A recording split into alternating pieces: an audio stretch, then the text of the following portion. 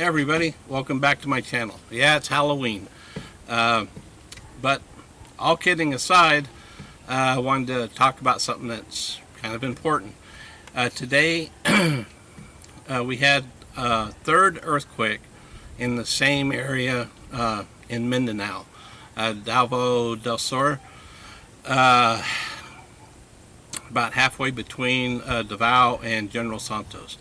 The same area has been hit now with three 6.5 roughly earthquakes in about 7 or 8 days.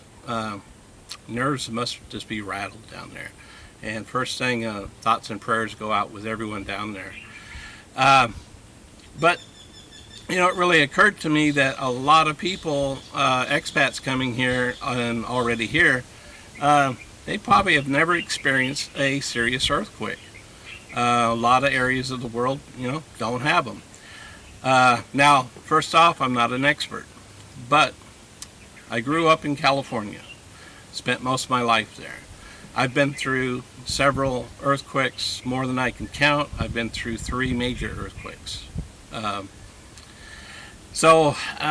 thing about living in earthquake country, you get well educated. Of course, you know, we live on the Ring of Fire, so earthquakes, volcanoes is a part of life here in the Philippines. Most areas that do have, you know, do live in earthquakes, they have education on it. And California being one of the better ones, and actually the best is going to probably be Japan. Japan is, they do a tremendous job on earthquakes and study of earthquakes. And even Mexico. Surprising enough, Mexico has had some really big bad ones, and they've done really well. So there's a lot of education to the general population in those areas. Now they do have education here on it, but it's not what it should be. And well, the one problem with the Filipino community is they tend to be a very emotional type people, and when things like that happen, they, you know, basically in an earthquake, they panic really bad. All reasoning, all common sense go right out the window, and it's just a mass panic. And so, you know, if you're in something like that, you're in a building here, you're in a mall here, you know, it's hard to say where you're going to be when an earthquake strikes. Hopefully be out here like this, away from anything, but you don't know. But if you're in a building or something, now the reason I go to this is we had one here on Luzon, west of Angela City, in April this year, and another vlogger, Lester with Talk Talk Kelly, great channel, hope you all check him out. And he's a Filipino American. And he was at the local mall with his kids. I think his wife was with him, and the earthquake hit. And being from California, he's well educated on it. You duck and cover, okay? They were at the food court, and they went right underneath the table that they were on. Now, of course, it's a, you know, fairly heavy table, and it's going to help protect you from falling debris. Now, will it save you from a collapsed building? No. Okay. But people have this thing in their head that you have to get out of a building. Well, you do have to get out of the building, but not when it's shaking, not during the earthquake. Okay, it's the absolute wrong thing to do. It's going to seem like you're going to want to. Believe me, you really want to get out. All your reasoning says get out, get out. And when the mass panic starts, and they have it here, okay? Everybody here will go into mass panic, screaming, yelling, and running. And it's easy to get caught up in that, no matter what you think you should know. But here's where you got to resist, okay? Now, Lester did the exact right thing, and there's a reason for it, and it's all about timing. All these countries that have these bad earthquakes, there's so much data on, you know, the earthquakes and that, but there's also a lot of data on how people get killed and hurt. Now, obviously, most people that are killed are from a collapsed building, okay? And the numbers are somewhere like over 70%. But there's not a lot you can do about that. Running out of the building is not often, in most cases, an option, okay? And it's because of the timing. An earthquake, whenever you've seen interviews with people, and they say, well, how long did it last? Oh, it must have been 2 or 3 minutes. Well, I can guarantee you, I've been in them, and the stronger they are, the longer it seems like it went on, okay? I could swear to God this one lasted 2.5 minutes. In reality, it was 30 seconds, okay? Now think about 30 seconds, all right? The first 5 seconds, you're just trying to figure out what's going on. It takes that, it takes that first little time. Plus, an earthquake tends to ramp up. It starts out, and it ramps up, and then it has the violent shaking, and then it ramps down. The whole thing lasts, on average, for 6.5, 7.0 type earthquakes are in the 30-second range, maybe 40 seconds, okay? A building will collapse the majority of the time about 3/4 of the way through that earthquake during the violent shaking, toward the end of the violent shaking, middle to end of that. In many cases, you're looking at 15 seconds, 20, give it 30 seconds, okay? Now, think about it reasonably. If you're in a building, you're in a mall here, or even a big shopping center, even on the first floor, 30 seconds, you're going to get out the door in perfect conditions, nobody in your way. You're a world-class sprinter. Maybe you're close to the door. Well, yeah, you might get out. But most reasoning will tell you that you're not going to get out, okay?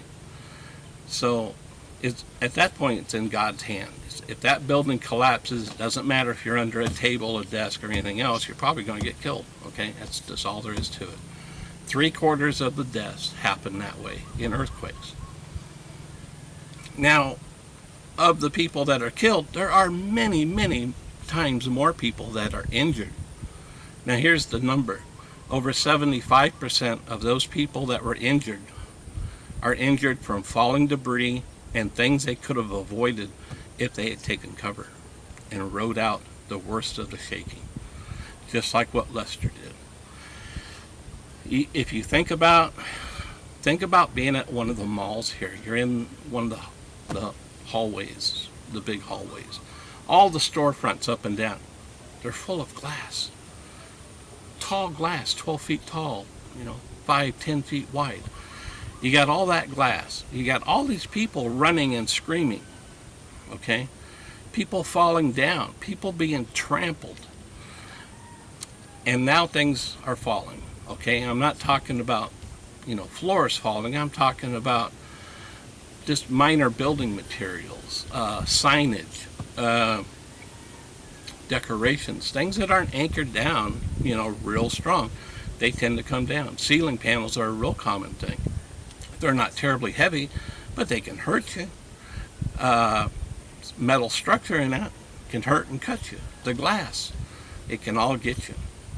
And here's one of the major things is that, and if you look at pictures or video of buildings that have been damaged, not collapsed, but where things have fallen, it all falls on the outside, right down on the doorway that you're running out into. And that's where a lot of people get hurt.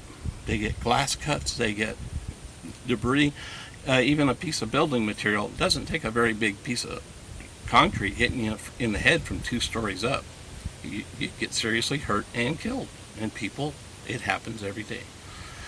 In the video I saw today, there was some official was right outside the doorway, and he's waving people out, trying to get them orderly out of the building while it was shaking, and he's directing them down the sidewalk next to the building. Oh my God. So you see, The only one that you can count on to do the right thing is you. And if your kids are with you, who are they looking to? They're looking to you to do the right thing. The first thing is don't panic. And believe me, it's hard to resist, because a major earthquake, you will be scared. I'm telling you, I've been through a lot of earthquakes. And when I was in the 1989 earthquake in San Francisco, the epicenter from that was 40 miles away. I was 12 miles away in a assembly building for aerospace, building missiles for submarines, big missiles, intercontinental ballistic missiles. And we had one on the crane at the moment, 504, October 17th, 1989, never forget. We had one on a crane and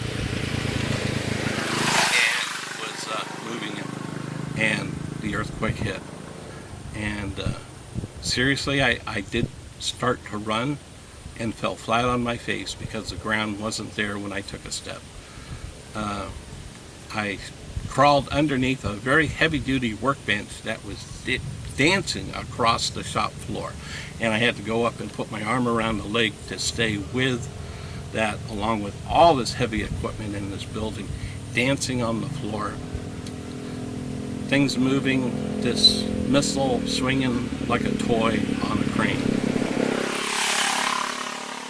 And I was scared, okay? I was really scared. But, you know, just a little bit of training, a little bit of education, it's not something easy to practice for. But you have to resist the panic, because you can't do anything right when you panic.